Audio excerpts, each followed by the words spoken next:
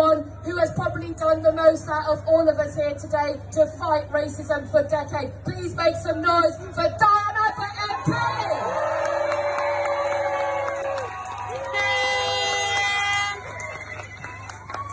Can you hear me? As you just heard, this week we heard that a 15-year-old black girl was strip searched by the police. She was taken out in an exam and degraded even though she was menstruating. And let me tell you this, the Met Police are not going into city banks and strip searching white bankers looking for cocaine. They're not doing that. They're not doing that, but they're strip searching happy children. It's a complete outrage, and we should be clear what it means. It is not an isolated incident. Most of these searches are done by the Met, and most of these strip searches are done on black children. The Met has already been found institutionally racist. The Police Federation denies it.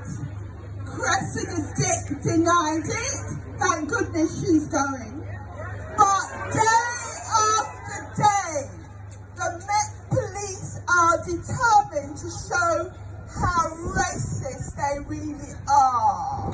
This week we saw a so-called government plan on racism, but the Sewell report they commissioned says there is no institutional racism at all.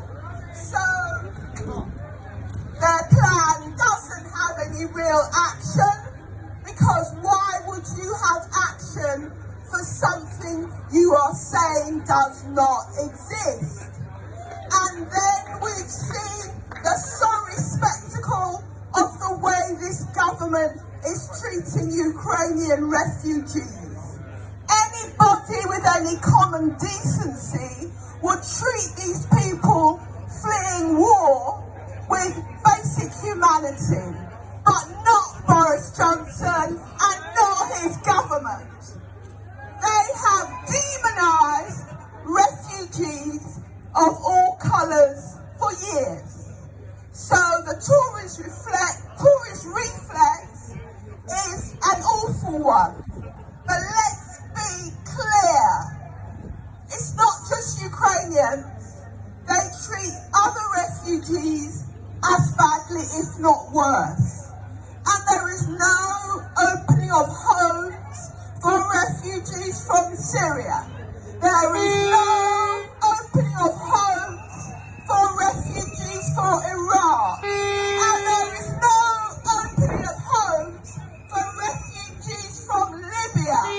But these are wars that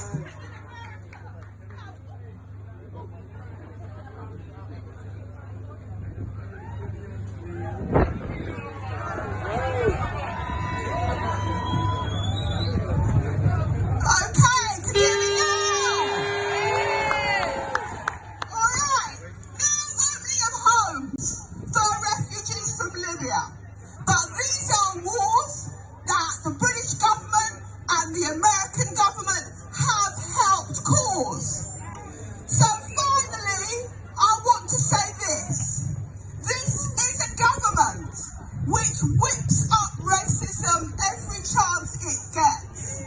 This is a government that has allowed hundreds and thousands of people to die from COVID. And as we move into a cost of living crisis, as people realise they are getting poorer, this government wants you to blame black people and minority ethnic people, not blame the government over there in Westminster. But we know they're lying to us. We don't buy their racist narrative, and we